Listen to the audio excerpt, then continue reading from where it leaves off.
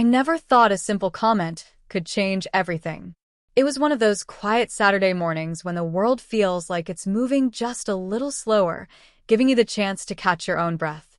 I was sitting at my desk in my small, cluttered bedroom, headphones on, typing away on my laptop. A half-empty coffee cup sat next to me, surrounded by scattered textbooks and some sketch pads I'd abandoned mid-project. My room was my sanctuary, a space where I could be myself, even if that self wasn't exactly what anyone expected. I'm Alex, 22, a university student juggling part-time work at a local bookstore and the endless pressure of assignments. I've always been the quiet guy, the one who blends into the background. Most people wouldn't guess that behind my slightly messy hair and oversized hoodies lies a secret I rarely share. I love crossdressing. It's not a fetish or a thrill for attention. It's personal, a quiet escape into a version of myself that feels freer, softer, more alive. It started small, sneaking into my sister Lily's room when she wasn't home, trying on her clothes, experimenting with makeup, and staring into the mirror as if discovering a hidden world. Each time, I felt a mix of exhilaration and fear, the rush of being someone else, while knowing I could slip back into Alex at any moment. That morning, I was doing my usual, messy bun, oversized hoodie, joggers, but my mind wasn't on work. Lily was out with her friends, and I had the house to myself. I had been scrolling through social media when I noticed a picture Lily had posted from last night's study session. Her friend, Emily, was tagged in it, smiling brightly. I'd met Emily a few times. She was bubbly, clever, and effortlessly stylish, the kind of person everyone notices when she enters a room. I remember feeling a strange pang of curiosity about her, though I'd never admitted it even to myself. Then I noticed the comment, "Alex? Or should I say, you look really cute in Lily's clothes." Flushed face. It stopped me cold. My stomach flipped in a way that was equal parts thrilling and terrifying. How did she know? Did Lily mention me? Was she joking? My hands shook slightly as I scrolled back up to reread the comment. The notification had already been deleted, or maybe she had edited it, but the words were burned into my mind. Cute. The word lingered, echoing in my head, stirring something I couldn't quite name. I spent the rest of the morning in a daze, replaying every interaction I'd ever had with Emily. The memories came unbidden, her laughing at my lame jokes, the way her eyes sparkled when she was excited about something, the gentle teasing she gave Lily about everything. And now she had seen me. Not just Alex, the quiet guy in the corner, but Alex in a different light, the version of me I only showed in secret. I tried to push the thought away, focusing on mundane tasks, laundry, dishes, the endless emails from my professors, but it kept creeping back in. That word, cute, felt like an invitation. And as much as I wanted to deny it, a small, forbidden part of me wanted to accept it. By the time the afternoon rolled around, I was pacing my room, debating whether to try something reckless. My gaze drifted to Lily's closet. Her clothes hung neatly, some casual, some daring, all of them representing a world I had longed to explore. On impulse, I opened the door, my fingers brushing over the soft fabrics. A navy blue dress caught my eye, a simple, elegant piece with delicate lace at the edges. My heart raced. I knew I shouldn't, yet I couldn't stop myself. Carefully, I pulled it off the hanger, feeling the silky material slide through my fingers. I changed into it, my movements awkward at first. The dress fit surprisingly well, clinging to the right places without being too tight. I caught sight of myself in the full-length mirror and almost didn't recognize the person staring back. The reflection was softer, more confident, yet vulnerable, the Alex I had kept hidden finally stepping into the light. I tried on a wig, brushing the strands over my shoulders, and added a touch of eyeliner. My reflection seemed to smile back at me, and for a moment, I forgot the world outside my room. And then my phone buzzed. It was a message from Emily. "Hey, so, I have this event tonight. I know it's last minute, but would you maybe want to come with me? As my date?" Flushed face. I froze.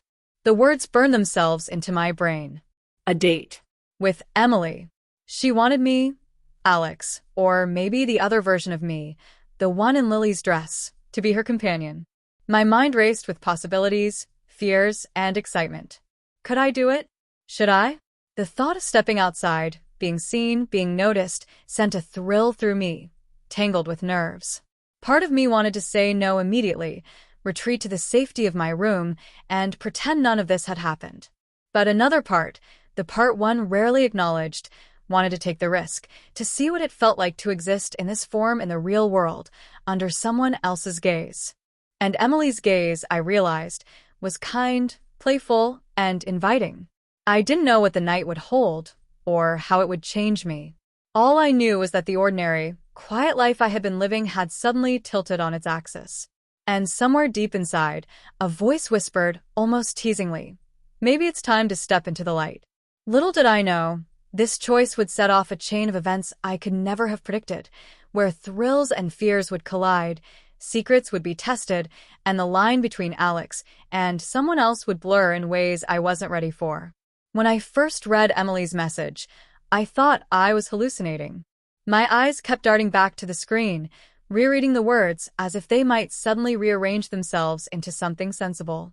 "Would you maybe want to come with me?" As my date, flushed face. I stared at it for what felt like hours. The buzzing in my head wouldn't stop, half excitement, half dread. She couldn't possibly mean me.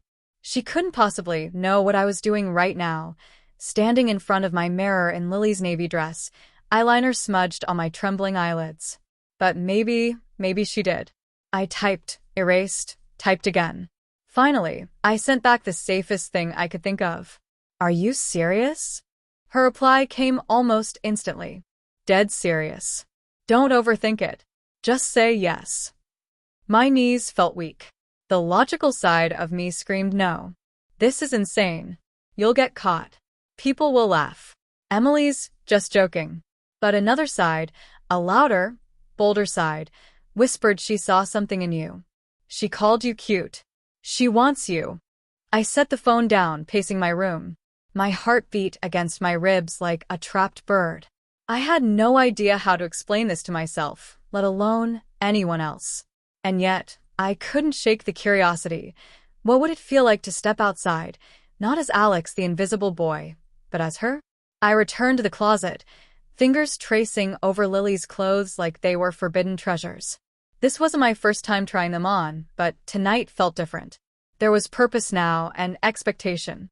Emily's message had cracked something open inside me, something that wanted to leap out even if it destroyed me. I laid out the options carefully on the bed. The navy lace dress I had already tried, a soft pastel blouse paired with a flowing skirt, and one of Lily's bolder outfits, a black dress with a slit that looked way too daring for me. Just touching it sent shivers of both excitement and fear down my spine. I experimented with each one in front of the mirror. The pastel blouse and skirt felt sweet, innocent, like the kind of girl next door Emily might actually introduce proudly to her friends. The black dress was risky, commanding, the kind of outfit that said, "I'm not here to hide." And the navy lace that made me feel delicate, caught somewhere between vulnerability and elegance. Makeup came next. My hands trembled as I applied foundation, blending it clumsily until my skin looked smoother. I fumbled with the eyeliner, but managed a thin line that made my eyes pop. Mascara added a softness I barely recognized. When I slid the wig on long, auburn waves that brushed my shoulders, the person staring back at me wasn't Alex anymore. She was someone new, someone who smiled nervously as if daring me to give her a name. For the first time, I whispered softly, "Who are you?" My reflection didn't answer, but she looked at me with eyes that seemed to know more than I did. Just as I was adjusting the wig, I heard footsteps in the hallway. My blood turned to ice. Lily wasn't supposed to be home until late. My heart slammed in my chest as I scrambled, almost tripping over the bed. The doorknob rattled. "Alex? You home?" It was Lily's voice. I panicked, shoving the wig under the blanket and yanking off the navy dress as fast as I could. My hands were slippery with sweat, and I nearly tore the lace. I grabbed the hoodie from the floor, tugged it on, and stuffed everything else into the closet. My face still had makeup on. I could feel the sticky mascara clinging to my lashes, but there was no time. The door creaked open. Lily poked her head in, her phone still in hand. "Oh, hey.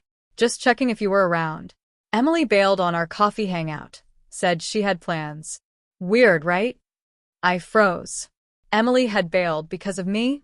Yeah. I mumbled, keeping my face turned away. Weird. Lily shrugged. Anyway, I'll be back later. Don't eat all the ice cream. She left as quickly as she came. I let out a long, shaky breath and collapsed onto the bed. My heart wouldn't stop racing.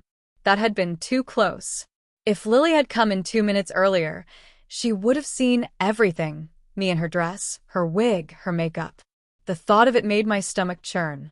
I grabbed my phone again, hands trembling. Emily had sent another message.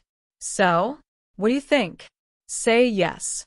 I promise it'll be fun.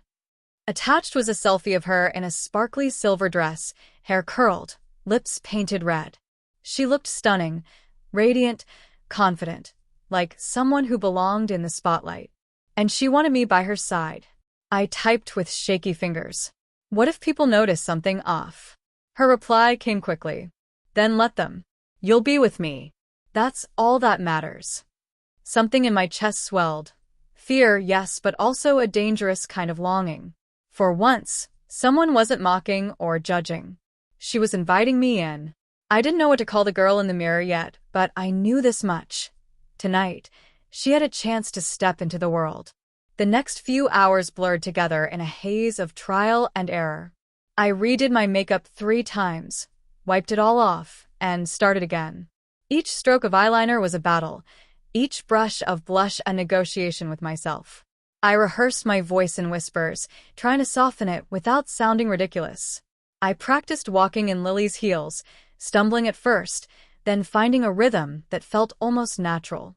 My legs ached, but every click of the heels on the floor sent a thrill up my spine. The suspense grew heavier with every passing minute. What if Lily came back early again? What if the neighbors saw me leave? What if Emily was only joking, and this was some cruel setup? I almost messaged her to cancel 12 times. My thumb hovered over the screen, ready to type an excuse, but I couldn't do it. Every time, I remembered her words. You'll be with me. That's all that matters. And maybe, just maybe, I wanted to know what it felt like to be wanted that way.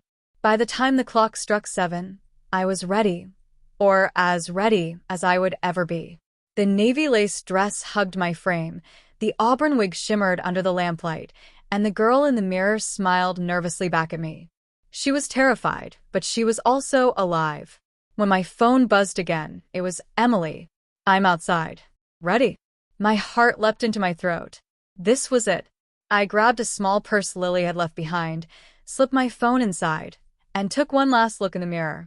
The girl staring back at me whispered a silent plea. Don't let me fall apart out there. With trembling hands, I opened the door and stepped into the night. The night air was cool against my skin as I stepped outside, pulling the borrowed purse close to me. The heels clicked nervously on the concrete, every step reminding me that I wasn't just Alex anymore. My stomach twisted as I scanned the street. And then I saw her, Emily, leaning casually against her car, her silver dress shimmering under the streetlight like she was made for the night. She looked up, her eyes locking onto me. For a second, I thought she might burst out laughing, or worse, look disappointed. Instead, her lips curved into a slow, approving smile. Wow, she said, her voice low, almost teasing. I knew you'd look cute, but this is something else. I swallowed hard, my cheeks heating beneath the carefully applied makeup. You really think so? My voice wavered, softer than usual. She tilted her head, studying me. Oh, I don't just think so. You're stunning. The words hit me harder than I expected. Nobody had ever called me stunning before. For a moment, the fear ebbed, replaced by a strange, glowing warmth in my chest. Emily opened the passenger door. Come on, my date. We've got places to be. The car ride was a blur of flashing streetlights and muffled music from her stereo. I sat stiffly, tugging at the hem of the dress, hyper-aware of every sound, every movement. My mind kept spinning with what-ifs. What if someone saw me and recognized me? What if Lily found out? What if this was all a joke? Emily must have sensed my nerves because she reached over and gently placed her hand over mine. Relax. You're safe with me. No one's going to question us tonight. Where are we going? I asked, trying to keep my voice steady. There's a small lounge downtown. Some of my friends are meeting there. Don't worry, they won't bite. And if anyone asks, she gave me a mischievous grin. You're my date. That's all they need to know. Her words were meant to reassure, but they also sent a shiver through me. Being her date wasn't just an excuse anymore. It was becoming a role I had to play. The lounge was dimly lit, filled with soft music and the low hum of chatter. Couples and small groups sat at sleek tables, sipping cocktails under strands of fairy lights. It was intimate, yet busy enough that I didn't feel immediately exposed. Still, as we walked in, I felt every pair of eyes burning into me. My heels wobbled, and I clutched Emily's arm for balance. You're doing fine, she whispered, guiding me toward a table where two of her friends were already seated. Both women looked effortlessly stylish, their eyes flicking curiously to me. This is my date, Emily said smoothly, giving me a little squeeze. Isn't she adorable? I nearly choked, my heart pounding. She had said it so casually, like it was the most natural thing in the world. Her friend smiled, one of them winking at me. She's cute, the brunette said. Good choice, Em. My cheeks burned, but I forced a smile. For the next hour, I sat among them, sipping on a fruity cocktail Emily ordered for me, nodding along to conversations, laughing nervously at their jokes. Each passing moment was surreal, like I was balancing on the edge of a knife, pretending to be someone else while desperately hoping no one could see through me. And yet a strange thing happened. The longer I stayed, the more the fear blurred into exhilaration. When Emily leaned in close, whispering jokes into my ear, I forgot about the panic. When her hand brushed mine under the table, a spark shot through me that had nothing to do with nerves. Just when I thought I might survive the night, disaster struck. Hey, a voice called out from across the lounge. I froze. I knew that voice. I turned slightly, and my stomach dropped. It was Jake, a guy from one of my university classes. He was walking toward our table, grinning, oblivious. Emily. I didn't know you were here. Emily smiled politely. Jake, hi. My hands trembled under the table. If Jake looked too closely, he'd recognize me. He'd see Alex beneath the wig and makeup, and everything would unravel right here, in front of Emily and her friends. Jake's eyes flicked to me. And who's this? I thought I might faint. My throat closed up, and I couldn't form words.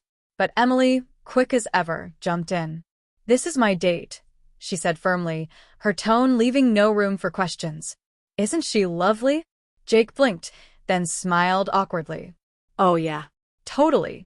Nice to meet you. He gave a little wave before turning back to the bar. The moment he was gone, I nearly collapsed with relief. Emily squeezed my hand under the table. See? You're fine. He didn't suspect a thing. But I wasn't so sure. The adrenaline coursing through me was overwhelming, leaving me shaky and raw. Later that night, music swelled through the lounge, and people began drifting toward the dance floor. Emily stood and held out her hand. Come on. I shook my head frantically. No, I can't dance like this. Yes, you can. Her eyes sparkled with mischief. Trust me. She pulled me onto the floor, and before I could protest, her arms wrapped around me. The music was slow, the lights dim. My body was tense, but Emily moved with such ease that I found myself following her lead. You're doing amazing, she whispered, her lips brushing my ear. I looked up at her, the world spinning in soft colors and music. For a fleeting moment, I forgot the fear, forgot Alex, forgot everything except the fact that Emily was holding me, calling me hers. But then, another close call. As she spun me gently, the wig shifted. I felt it slip slightly, the pins barely holding. Panic shot through me. My hand darted up, trying to fix it discreetly, but Emily noticed. Her eyes softened. She leaned in, adjusting it for me, her fingers brushing my cheek. Don't worry. I've got you, she murmured. The intimacy of the moment nearly undid me. Hours later, as the night drew to a close, Emily walked me back to her car. The streets were quiet, the air cool, and heavy with the scent of rain. You were incredible tonight, she said softly. I was terrified the whole time. I admitted, my voice trembling. But you did it, she replied. She reached up, brushing a loose strand of the wig away from my face. You let the world see you. And they liked what they saw. Her words hit me deep. For the first time, I wondered if maybe, just maybe, I wasn't pretending. Before I could reply, a sudden gust of wind swept down the street. My wig slipped, tumbling to the ground. I froze, horror flooding me. My natural hair, messy and short, was exposed under the streetlight. Emily's eyes widened, and for a long, terrifying second, neither of us moved. This was it. The moment everything shattered. The wig lay on the ground between us, strands of auburn hair splayed across the pavement like a fallen crown. I stared at it, numb, my body frozen in place. My heart pounded so hard I could hear the blood rushing in my ears. This was the nightmare I'd feared all night. Exposure, humiliation, the fragile illusion ripped away in an instant. My voice cracked. Emily, I can explain. I bent down, fumbling to snatch the wig from the ground, but my hands shook so violently that I almost dropped it again. I clutched it to my chest like a shield, unable to meet her gaze. For a long, unbearable moment, Emily said nothing. The silence was worse than laughter, worse than mockery. Every second stretched into eternity, each breath heavier than the last. Finally, she spoke, quietly but firmly. So it's true, she said. It really was you. Her words pierced me. My throat closed, tears threatening to spill. I'm sorry, I whispered, my voice trembling. I didn't mean for you to see me like this. I wasn't trying to.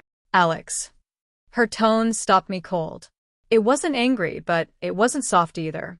It was the kind of voice that held weight, that demanded honesty. I forced myself to look up.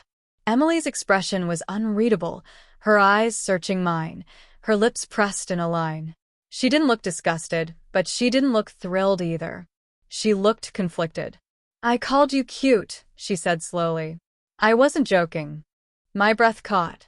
I thought maybe you'd laugh it off or deny it. But then you showed up tonight, and you were brave enough to step into it. She paused, shaking her head slightly, almost in disbelief. But I didn't realize how real it was for you. Tears burned at the corners of my eyes. It's something I've been hiding. I don't even know how to explain it. Sometimes it feels like it's not just a game, but I'm scared. Of what people would say. Of what Lily would say. Of losing everything. Emily stepped closer. My breath hitched as she reached out. Not for the wig, but for my hand.